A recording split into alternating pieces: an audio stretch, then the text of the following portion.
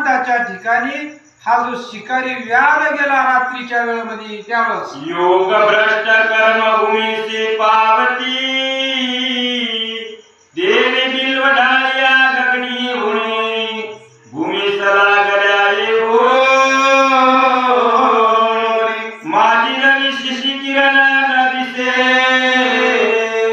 जसा योग भ्रष्ट झाल्याच्या नंतर कोणतीही योग याग क्रिया करीत असताना त्या योगामध्ये विघ्न आलं किंवा व्यत्यय आला तो योग भ्रष्ट झाला. योगाच्या बळावर जरी स्वर्गाला गेला असला आणि योग भ्रष्ट जर झाला स्वर्गीच्या मरिचिता तिजवा मृत्यूलोकी व्हावा जन्म आम्हा. तसे ते पुण्य संपल्याच्या नंतर ते जसे खाली येतात तशा प्रकारचा तो योग भ्रष्ट स्वर्गाला गेलेला जसा खाली येतो तशा प्रकारचे ते जे बिल्व दळे बेलाचे वृक्ष गगनचुंबित झालेले त्याच्या ज्या फांदी त्याचे जे ढाळे वरून जमिनीला टेकलेले होते त्यामधून रवी शशी सूर्य चंद्र सुद्धा दिसत नव्हता. एवढी घनदाट दाटी अशा त्या ज्या डोंगरात सरोवराच्या ठिकाणी हा शिकारी गेला असताना त्यात तम दाटले दारुणा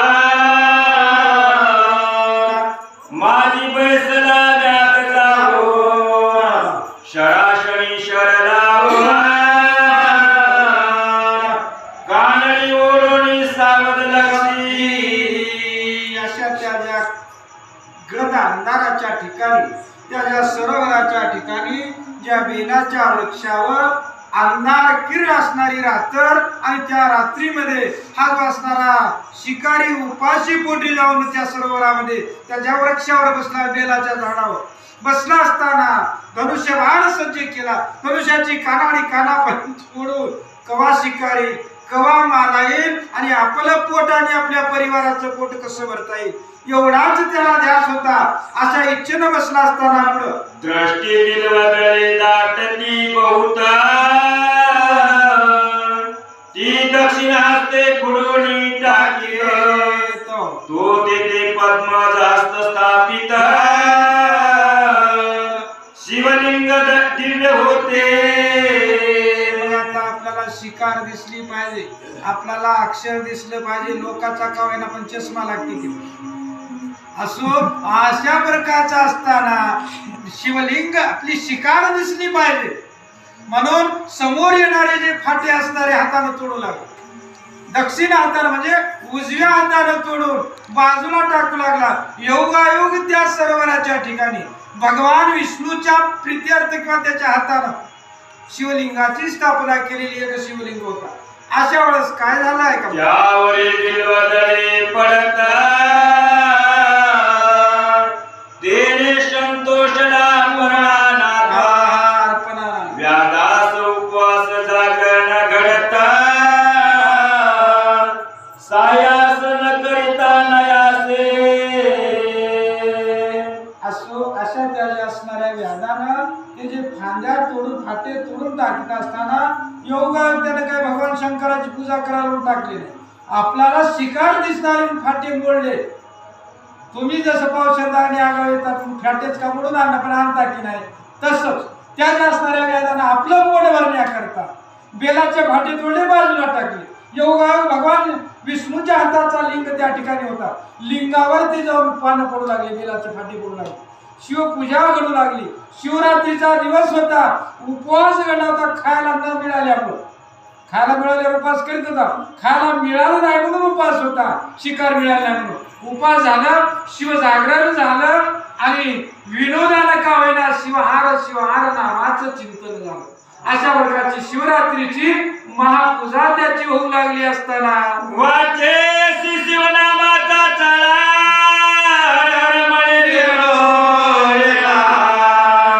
पाप क्षय होत चालला पूजन स्मरण सर्व घडले.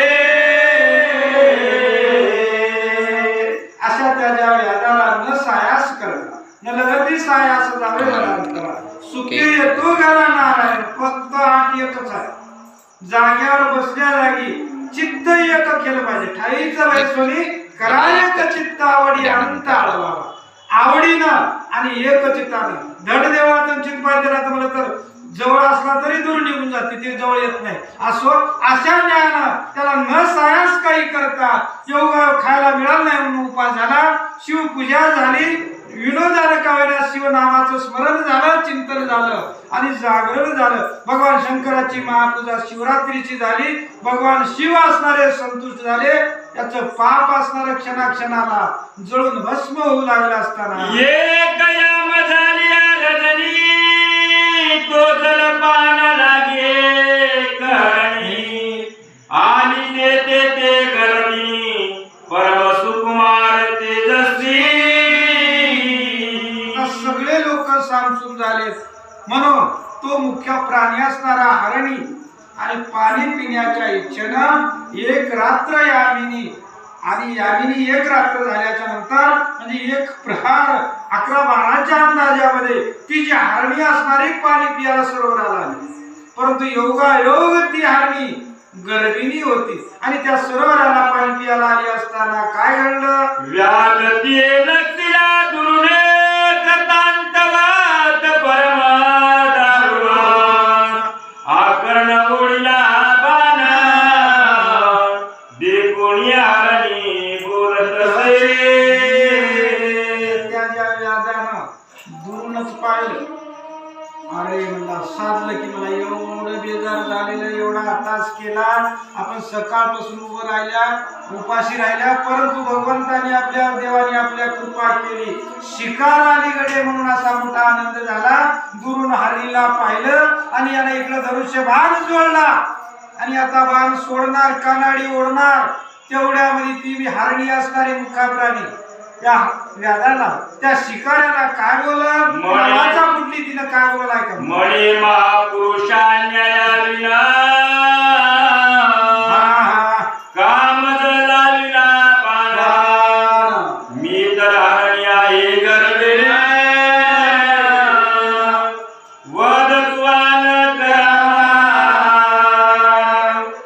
आता मारणार तर कसं, आता मारणार तर पण काय वाईट करा बोलायचं, पहिले तेवढं चांगलं जर बोलत झालं एखादं चांगलं होईल, म्हणून शेवटच्या टप्प्यापर्यंत चांगलं वागावं, चांगल्याचं फळ चांगलंच मिळत असतं. असो अशा वेळेस त्याच्या हरणीने म्हणले, महापुरुषा हे महाराज, माझा काहीच अन्याय नाही, माझा काहीच गुन्हा नसताना तुम्ही बाण माझ्यावर का जोडल्या, मी आहे, मला मारू नका. अशी ती हरणी त्याच्या शिकाऱ्याला फाशी पाडण्याला बोलत असताना उदरात गर्भ सूक्ष्म अज्ञान, वदिता दोष तुझ दारुण, ये करत भरे जीव वदिता साना, तरी एक बस्त वदियेला. महाराज, माझ्या उदरामध्ये, माझ्या पोटामध्ये छोटासा अशा प्रकारचा गर्भ आहे, शिशु आहे, आणि कारण नसताना तुम्ही त्याला जर मारला तर महापाप तुम्हाला लागणार. एक जर असणार 100 जर किडे मारले, एक बकर मारलेल्याचं पाप लागते, आणि रोज हजारो बकरे कापाले त्याला कोणतं पाप लागत असेल. असो अशी ती हरणी व्याधाला वेदाचं ज्ञान सांगू लागली असताना शतवस्तवरिता एक वृषभातेचे पातक, शतवृषभते गोहत्यात एक घडनिशास्त्र वदतसे, शतगोहत्याचे पातक पूर्ण एक वदिता होय ब्राह्मण, शतब्रह्महत्याचे पातक जाण एक स्त्री वदनिया. आणि वेदाचं ज्ञान त्याच्या शिकाऱ्याला कळले. म्हणजे महाराज, एक किडा मारला तर 100 बकऱ्याचं पाप, 100 बकरे मारले तर एक बैलाचं पाप, 100 बैल मारले तर 100 एका गाईचं पाप, 100 गाई मारल्या तर एका बाईचं पाप, 100 बाई मारल्या एका गुरुचं पाप, 100 गुरु मारले तर एका गर्भाचं पाप भारी. म्हणून महाराज, कृपा करून मला तुम्ही मारू नका, मला जीवदान द्या. अशा तो व्याध त्याच्या शिकार हरणीला काय बोलाल ती कथा. मी आदिनी हरे अन्य नाही जाणू मात्र, परिमृगी होणी सुंदर, गोष्टी वदसी शास्त्रीच्या. मारण्याचं एवढंच कारण म्हणजे माझा तो धंदा आहे.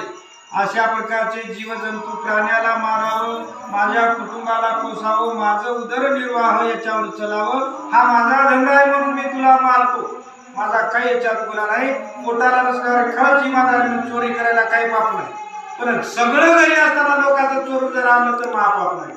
आणि पोटाला जर खरंच कमी पडलं, देवही उचलून परमेश्वर ऐकला तरी पाप लागत नाही, खरंच पोटाला नसलं.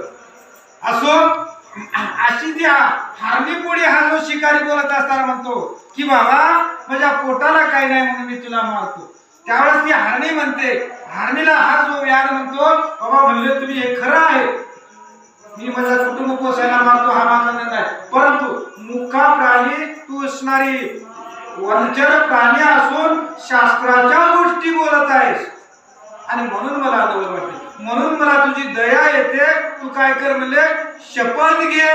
अशा प्रकारचा हा जो असणारा व्याध त्या असणाऱ्या हारणीला बोलत असताना मजा आश्चर्य वाटते पोटी नरायशा सांगशी बोलते तुझं दे कोणिया दृष्टी दयाल दई उपजले. खरंच माझ्या अंतःकरणामध्ये जवळ वाटत आहे, मला आश्चर्य वाटत आहे. तू असणारा पशु असून माणसासारख्या गोष्टी बोलतोस, माणसा असून माणसासारखं बोलणार आहे, काही बोलायला तोडाच्या पिपळाला कुठलं बी काही असो. अशा वेळेस तू जी असणारी आणि माणसासारख्या गोष्टी नराशा गोष्टी तू बोलतोस आणि म्हणून माझ्या पोटामध्ये तुझ्याबद्दलची दया उपजलेली आहे.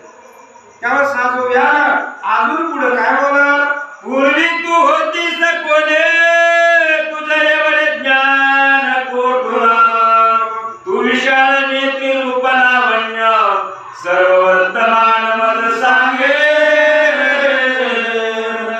हे हारणी तू जे एवढं वेदाचं ज्ञान मला सांगतेस याचा अर्थ पूर्वी जन्मीची काहीतरी तुझी पुण्य आहे, तू काहीतरी अशा प्रकारची योग साधना केलेली आहे, कारण पूर्वी जन्मी तू कोण होतीस एवढं वेदाचं ज्ञान जे मला सांगतेस त्यासाठी तू काय कर म्हणले, तू पूर्वी कोण होतीस, काय पुण्य केलीस आणि म्हणून तू अशा प्रकारचं वेदाचं ज्ञान मला उपदेश करतेस. ही जी कथा असणारी तू मला सांग. असा हा शिकारी बोलत असताना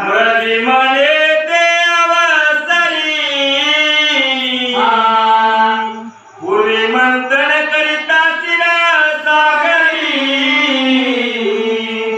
चतुर्दश रत्ने काढले सुरासुरी महाप्रयत्न करोनिया. ऐकण्याची इच्छा आहे, ठीक आहे म्हणजे मला सुद्धा माझ्या पूर्वी जन्मीचं ज्ञान आहे. पूर्वी जे असणार देव आणि दानवानी मिळून सागराचं मंथन केलं, सागराच्या मंथनातून 14 रत्न निघाले असताना काय कथा घडली, माझी विरंबा चतुरे मज दे कोणी बुडती सुरावरा नाना तपे आचरोनिया पारा तपस्वी पावती आमाते. अशा त्या 14 रत्नामध्ये मी जे असणार उर्वशी ब्रह्मा उर्वशी अशा प्रकारची असणारी मी त्या ठिकाणी निघाली 14 रत्नापैकी. त्यावेळेस मला पाहून सूर देव दानव आणि माझ्या रूपाला पूर्णपणे भाळून गेले. हजारो लाखो वर्ष तपश्चर्या करणारे तपस्वी हजारो वर्ष तपश्चर्या माझ्या प्राप्तीसाठी करतात, अशी मी जी रंभा असणारी त्या समुद्र मंथनातून 14 रत्नापैकी एक मी निर्माण झाले असताना अशा वेळेस काय बोलू, या नयन कटाक्ष जाळे पसरुण्या बांधिले निर्जराचे मला विना माझी अंग श्वासा वेदुडा मुनी भ्रमर धावली. मी माझ्या नयन कटाक्षाच्या जाळ्यामध्ये माझ्या नजरेच्या जाळ्यामध्ये अनेक सुरवराच्या मनरूपी मी आणि मी असणारा आकळून घेतले आणि माझ्या त्या जाळ्यामध्ये अडकून टाकले. म्हणजेच माझ्या सौंदर्याच्या रूपामध्ये सर्वांना अशा प्रकारचं मी भाळून टाकले असताना काय झालं, माझे गायन ऐकावयास सुरंग शुद्धा पाणी धावती कुरंगा मी भोगी स्वर्गीचे दिव्य भोगा स्वरूपे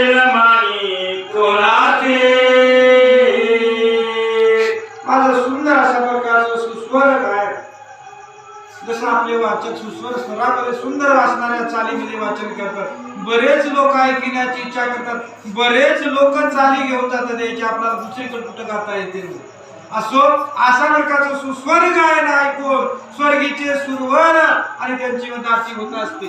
अशा प्रकारचं माझं सुंदर गायन त्या ठिकाणी चालत असताना मी माझ्या स्वरूपाला माझ्या सौंदर्याला भुलून किंवा गर्वानं कोणालाच मानायला तयार नव्हते. अशा वेळेस पुन्हा काय झालं, मदांगी चढला बहुते शिवभजन टाकिले समस्त शिवरात्री सोमवार प्रदोष व्रत शिवार्चन सांडिये. म्हणून माणसाला कोणतंही फार राहून भक्ती जरी झाली कामापुरती राहिली भक्ती केली आज तिथं माती होत. मी एवढ्या सौंदर्याची खान शिवलोकातले शिवगण देवगण माझं गायन ऐकायला यायचे. एवढी मी गुणवान एवढी सौंदर्यवान एवढी रूपवान असताना सुद्धा मला माझ्या रूपाचं माझ्या ज्ञानाचं माझ्या स्वराचं आणि मद दाटला मला गर्व झाला आणि मी त्या गर्वामध्ये धर्म सोडून दिला आणि अधर्माच्या नादाला लागले. अमृत पियाचं सोडून मद्यपान पियाला सुरू केले. देवा शिव अर्चना करायची सोडली आणि विचार कर्म करायला मी सुरुवात केली. अधर्माने वागायला सुरुवात केल्याच्या कारणानं पुढे काय घडलं आहे का, सोडून या सुधा पाना करू लागले मद्यप्राशन हिरण्य नामा दैत्य दारुण सूर सोडून रतले त्याशी. अमृतपान पियाचं सोडून अमृत पियाचं सोडून मी मद्यपान पियाला सोडून देवभक्ती सोडून नाना प्रकारचे वाईट कर्म करायला मी सोडले. देवगणाला सोडून एका हिरण्य नावाचा एक असणारा दैत्य देवाला सोडून त्याला मी रत झाले. असताना काय झालं, ऐसा लोटला काळा पाले मृगेशी गेला तो असुरा त्या दुष्टा संगे अपरणावर भजन पूजन विसरले. मग तो अशा प्रकारचं कर्म करीत असताना वाईट कर्म करीत असताना बराच काळ निघून गेला. वयाचा शांच्या पार म्हणायला हरकत नाही. अशा प्रकारची अवस्था झाली. मग त्या वाईट वर्तीच्या लोकांसंग राहिल्याच्या कारणानं त्या दैत्याच्या नादी लागल्यानं दैत्याला रत झाल्याच्या कारणानं भगवान शंकराची शिवार्चना शिवपूजा शिवभक्ती शिवनामाचं कीर्तन भजन शिवनाम सोडून दिले आणि त्या असणाऱ्या दुष्टाच्या नादी लागल्याच्या कारणानं काय घडलं आहे का, मला सायसे वाटले पुणे असुर गेला मृगेला गुणा इतुक्यात घ्यावे शिवदर्शन म्हणून गेला कैलासा. कोणी गेले कैलास, श्रीलिंगाला पुरुषलिंग कधी जाऊ नका. असो अशा प्रकारचा असताना त्या तो जो असणारा असुर आणि काय अरण्यामध्ये शिकार करायला गेला असताना मी जे असताना आता घरी कोणी नाही काय करावं याचं आठवण येण्याकरता सुद्धा पूर्वी जन्मीचं बहुत सुकृताच्या गाठी त्याने होय संत भेटी.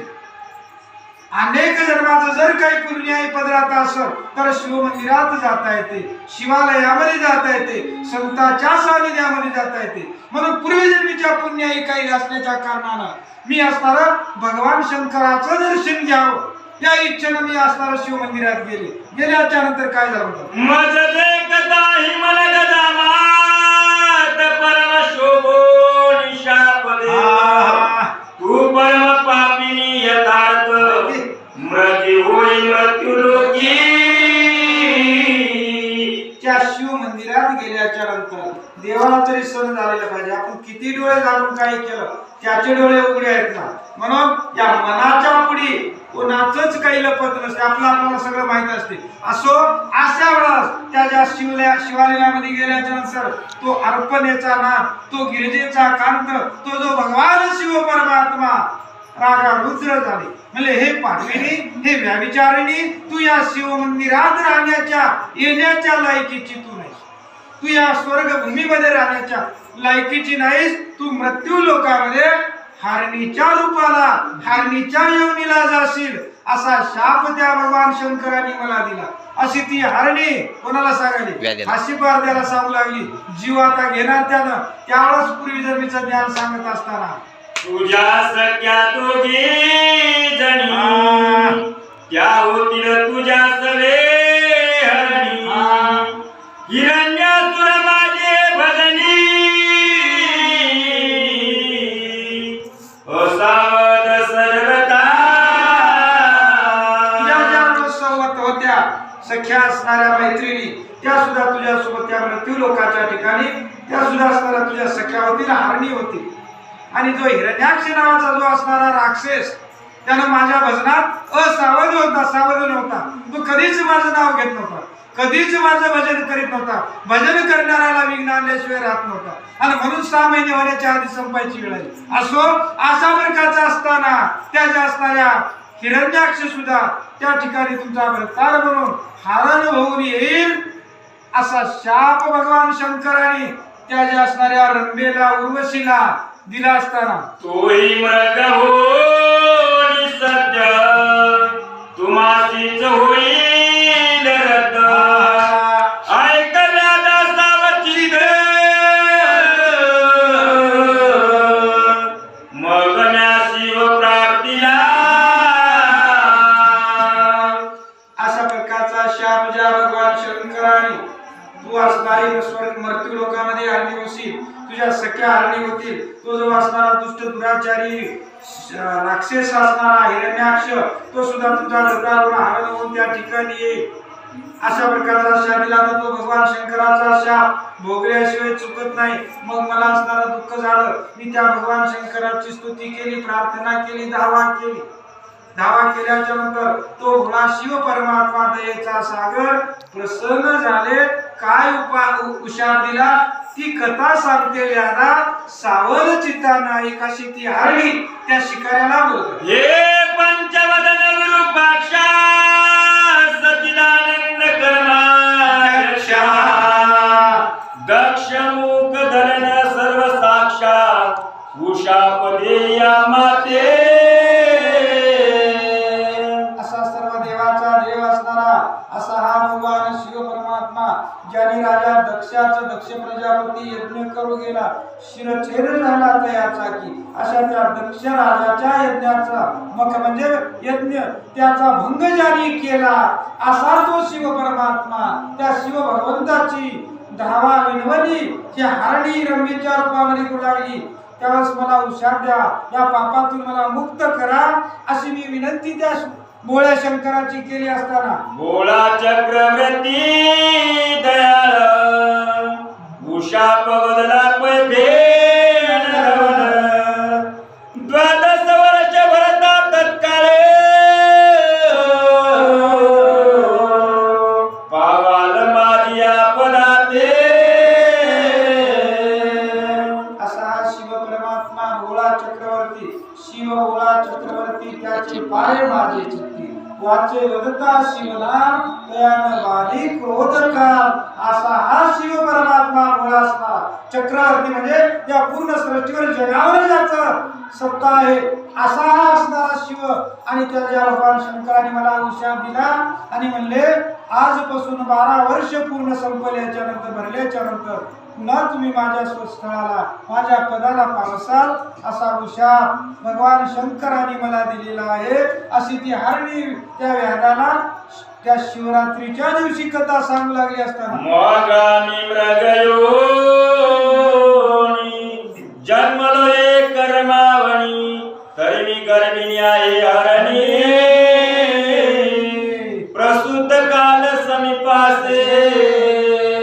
अशा त्या भगवान शंकराच्या शापाने आणि आम्ही ज्या असणाऱ्या हरणीच्या जन्माला हरणीच्या योनीला कुळाला या वनामध्ये या डोंगरामध्ये मी माझ्या सख्या आणि जो असणारा दुराचारी राक्षस हरणाच्या रूपाने या ठिकाणी आलेला आहे.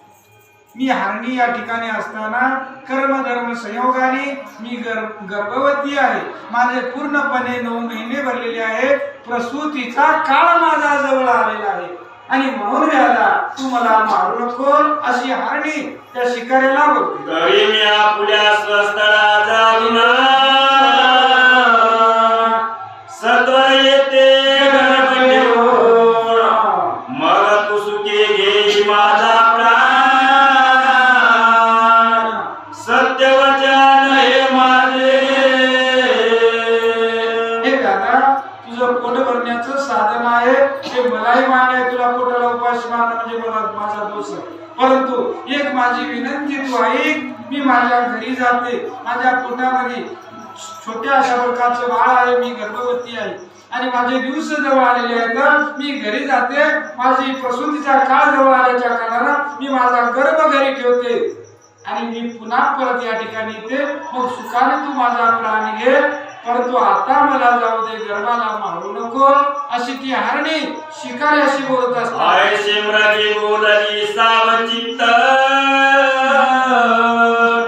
त्यावेळी तो व्याध काय बोल तू गोड बोलसी यथार्थ परविश्वास मज न वाटे. हरणी प्रामाणिकपणाने विनंती करू लागली. आपल्या बाळाची रक्षा करण्याच्या इच्छेनं एवढी आई तळमळ करते. मी गेले तर हरकत नाही, परंतु माझ्या पोटात जन्मलं नाही बाळ, परंतु आधीपासून ती आई त्या लेकराची एवढी काळजी करते. तेच लेकरू जन्मलं वयाला आलं की माईला अनाथ आश्रमात, बापाला वृद्धाश्रमात आणि आपण कोणी आहे मंदिरात कोणत्या सांगत. अशा प्रकारचं वागल्यानं त्याला भक्ती म्हणणार, त्याला पुण्य म्हणणार. असो अशा प्रकारचा असताना त्याच्या असणाऱ्या व्याध म्हणला तू तुझा जीवरक्षण करण्याच्या इच्छेनं जे काही वेदवाणी बोलत आहेस, आपला जीव वाचवण्याच्या इच्छेनं बोलत आहेस, मला काय खरं वाटत नाही. खरं वाटण्याकरता शपथ घे. म्हणले काय शपथ घेईल आहे का म्हणतो. नाना पर्य सत्य बोलून करावे शरीराचे संरक्षण हे प्राणी मात्रा साहित्य तरी तू शपथ वदे आता. आपल्या जीवनाचं रक्षण करण्याच्या इच्छेनं अनेक जीव असणारे जे काही या ठिकाणी जीव घेऊन आले जन्माला, हे प्रत्येक जण आपल्या जीवाच्या रक्षणाकरता नाना प्रकारच्या शपथा घेतात, नाना प्रकारचं खोटं बोलतात. इमानदारीनं तुझ्या गळ्या शपथ म्हणतात. मजा म्हणतात तुझ्या गळ्या शपथ मी हे काम केलं नाही.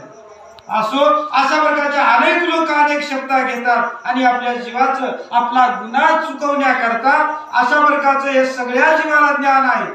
मला हे पटत नाही, मला हे खरं वाटत नाही, तू काय कर म्हणले शपथ घे आणि मग जाऊन गर्भ ठेवून पुन्हा ये. असा हा व्याध त्या हरणीशी बोलत असताना मग बापे उच्चारण शपथ वदे येतात पुन्हा यावरती हरणी दिन वदन वात आन ते ऐका. महापाप ज्याला म्हणतात, तुका म्हणे महापातके पतित होती जीवनमुक्त हेला मात्र, परंतु कशानं त्या भगवंताच्या नामस्मरणानं. एका क्षणात जीवनमुक्त होण्याचं साधन, महापाप जळण्याचं साधन त्या नामामध्ये आहे. आणि एवढं नाम फुकट असताना आपण नाव तेवढं घेणार, बाकी रिकाम्या गोष्टी काय बी बोलसाल. असो अशा प्रकारचं महापाप तू आणि त्या पापाची शपथ बोल आणि घरी जाऊन परत ये. असा हा व्याध हरणीशी बोलत असताना ब्राह्मण कुल जोड जोड करिश वेद शास्त्राध्ययन सत्य सोचवर्जित संध्याहीन माझे श्री पातकते. ब्राह्मणाच्या कुळामध्ये जन्म ब्राह्मणासारखं न वागता अधर्मानं वागू लागला, ते जे पाप लागल ते मला पाप लागल अशी ती हरणी बोलत असतात. एक वेद विक्रिया करिता पूर्ण कृतज्ञ परपीडक नावडे भजना एक दानाची करती विघ्न गुरु निंदा श्रवण एक करीती. रमावर रमावराची निंदा त्या पापाची मद होल्या पदा दान दिले जे ब्रह्मवृंदा हिरोणी घेती मागारे. एक यती निंदा करीती एक सात्र पाती भेदनी नीती नाना भ्रष्ट मार्गाचरती स्वधनामा फुला सांडोनिया. देवालयामध्ये जाऊन हरी कथा पुराण श्रवणी जे बैसती विडा घेऊनी ते कोणी होती पापिया. असो अशा प्रकारची असणारी ती हरणी शपथ नाना प्रकारची घेऊ लागली. हे सांगत असताना बाकी काही जरी सांगितली, वेद विक्रय करणं, कन्या विक्रय करणं, गोमांस विक्रय करणं, गाय विकणं, खटकाला वगैरे हे जे पाप असणारे जर मी नाही आले तर परत मला हे पाप माझ्या माथ्यावर बसतील. परंतु देवालयामध्ये जाऊन कीर्तनात भजनात मध्ये बसून आम्हाला सुद्धा ती घाण सवय आहे म्हणून सांगालो यावेळेस की तोंडामध्ये विडा घेऊन जर बसलं तर काय होईल म्हणा, तरी ते कोडी होतील जाणं, अंगाला त्याच्या कोड फुटल म्हणून भगवंताच्या कथा श्रवण करीत असताना सुचिरभूत अंतकरणाने चूळ म्हणून अशा प्रकारचं शुद्ध बसावं. तोंडामध्ये विडा सुपारी वगैरे न स्वर्ण झोपेन आली म्हणून अशा प्रकारचं करणं कार्य चुकीचं आहे. आणि हे जर केलं तर त्या जीवाला कोड फुटल्याशिवाय राहत नाही. अशी ती हरणी आणि ते पाप माझ्या माथ्यावर बसत त्या वेळेला शिव जे देवळात करती स्त्री संभोग ती स्त्री भद्राशी करती वियोग तेना पुस्तक होणी भाग्य उपजती आजनी. असो जे कोणी मंदिरामध्ये स्त्री भोग करतील ते जे असणारे या जन्मात नपुसक होतील आणि त्याचे परिवार निपुत्रिक होईल, ते पाप माझ्या माथ्यावर बसत अशी हरणी त्या ठिकाणी बोलते. वर्म करणे निंदा करती तो जगपुरी सभक्षक काल होती शिष्याशी विचार करून देती संत कथ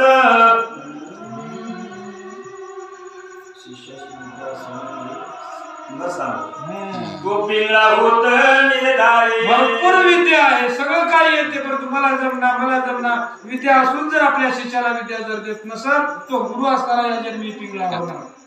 अशा नाना प्रकारचे असणारे दोष ते माझ्या माथ्यावर बसतील अशी हरणी त्या ठिकाणी बोलाली.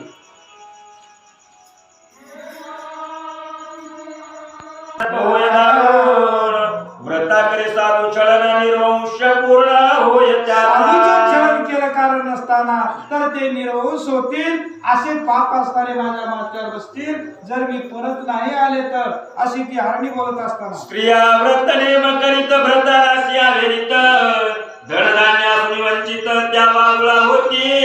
कोणी मावली असणाऱ्या नाना प्रकारचे व्रत करायचे. आता पशुपती व्रत एक नवीन निघालं, अशा अनेक व्रत करतात. बसा की तुम्हाला इतका दम सारण आलाय का म्हणायचं, गरम जात आहे आता जाऊन येते महादेवावर पण ते काय मले त्याचे उरली अशा प्रकारचे घेऊन आणि नाना प्रकारचे व्रत आचरण करतात. मालकाची आपल्या किंमत करणार खेळणा करतात, त्या ज्या असणाऱ्या वागडा होतील असं पोतीत सांगेल. मी काही सांगायला नाही त्याच्यानंतर पुरुष कुरूप म्हणून त्यागी त्या या जन्मी बालविका होती. तिचे जार कर्म करती मग त्या होती वारांगणा.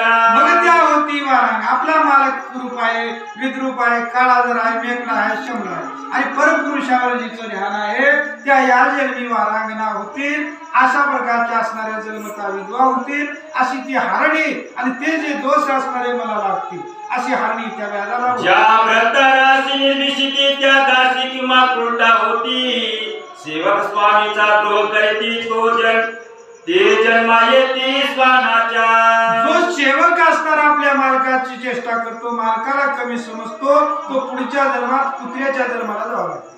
जी माऊली आपल्या मालकाची असणारी निर्वचना करते ती जी असणारी या जन्मी अशा प्रकारची वारांगणा होईल, वेश्या होईल, उलटा होईल अशी ती हरणी त्या ठिकाणी बोलत आहे. सेवकापासून सेवा घेऊन त्याचे न देतो वेतन तो अत्यंत भिकारी होऊन दारोदारी हिंडत असे. आपल्या सेवकापासून शिपायापासून रोजदारापासून सेवा घेऊन काम घेऊन त्याची जर मजुरी त्याचा जर दाम वेळेला नाही दिला तर तो जो मानव पुढल्या जन्मी 4 पदराची जोडी करून हिंडणार, त्याला भीक मागायची वेळ येणार. म्हणून कोणाच्या कष्टाचा दाम बुडू नये, घामाचा दाम ज्याला म्हणतात ते कधीच बुडू नवं असा विचार ती हरणी त्या व्याधाला सांगते. स्त्री पुरुष कुज बोलता जो जाऊन ऐके तत्वता त्याची स्त्री गुरावे हिंडता अन्न न मिळे तयाते. जे कोणी दंपती स्त्री पुरुष आपापल्या एकांतामध्ये प्रेमानं म्हणा, काही म्हणा, व्यवहाराच्या गोष्टी म्हणा, एकांतामध्ये बोलत असताना दुसऱ्या व्यक्तीला जाऊन कान लावून ऐकलं तर त्या पुरुषाचं आणि त्याच्या पत्नीची ताटातूट झाल्याशिवाय राहत नाही. त्याची पत्नी इकडे हिमालयात तर त्याने तिकडे काय म्हणतात मावरला म्हणा की जाऊ दे दूर करा म्हणायचं. अशा प्रकारचं असणार त्यांची ताटातूट होईल. त्याला कुटक्या करता दारोदार हिंडायची वेळ येईल. म्हणून कोणाच्या बारकीच्या गोष्टी आपण ऐकू नवं असा विचार हरणी. जे जारण मारण करती ते भूत प्रेत पिशाच होती, येती उपवासी पीडिती त्या ते दुष्काळ जन्मवरी. जो जारणमारण करतात या अतिथीला पीडा देतात त्यांचा असणारे हिवाळून खातात. जारण कर म्हणजे वाईट कर्म करतात ती जे असणारे या जन्मी भिकारी होणार. नाना प्रकारची व्याधी त्याला होणार.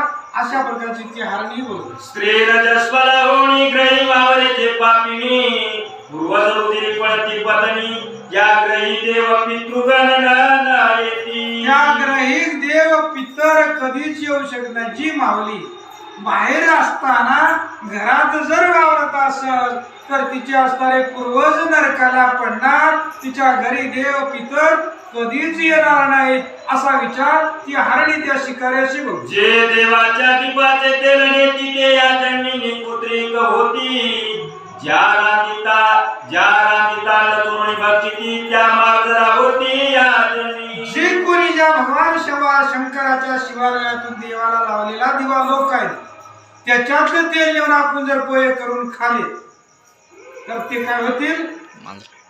नेत्रहीन होतील का? त्याच्या आधीच्या निपुत्रिक होतील. म्हणजे देवाचं तेल जर केलं आणि आपण घरी वापरलं तर निपुत्रिक व्हायला वेळ येतील. ज्या मावल्या स्वयंपाक करीत असताना बऱ्याच घरी आमच्या घरी कोणाच्या घरी चहा कसा झालाय की म्हणून जीबीवर हातावर टाकून चाटून बघल्याशिवाय राहिलं त्या जरी झाल्याशिवाय राहत नाही. म्हणून स्वयंपाक करीत असताना वासावून सुगंधावून त्याच्या स्वयंपाकाची चव कळाली पाहिजे अशी ती हरणी त्या ठिकाणी बोलते. ब्राह्मणास कदान घालून आपण भक्षिती षडरस पक्वान, त्याचे गर्भ पडती गळवणा पुरिया कर्मवंशे. ब्राह्मणाला शिळ पातळ वाढलं म्हणजे याचकाला भिकाऱ्याला शिळा पातळ वाढलं आणि आपण जर पंचपक्वान जर खाल्लं तर अशा प्रकारचा दोष लागल अशी या ठिकाणी कथा सांगते. जो माता पित्याशी शिनवित तो हे जन्मी मरकट होत, सासू स्वसुरा सुष्णा गाणित तरी बाळक नवाचे तियेचे. सासू सासऱ्याला जर सुना गांजीत असल्या तर तिचं बाळ वाचणार नाही. जो आपल्या मायबापाला त्रास देतो तो जो असणार अशा प्रकारचा असणारा आणि भिकारी होईल. नाना प्रकारचे दोष त्याला लागतील असा विचार ती हरणी सांगत असते. मरली म्हणे दादा लागून जन्मी नाही परतो, तरी मत पापे संपूर्ण माझ्या माता म्हणून हे व्याधा मी जर तुला बोललेले शब्द मी माझ्या घरी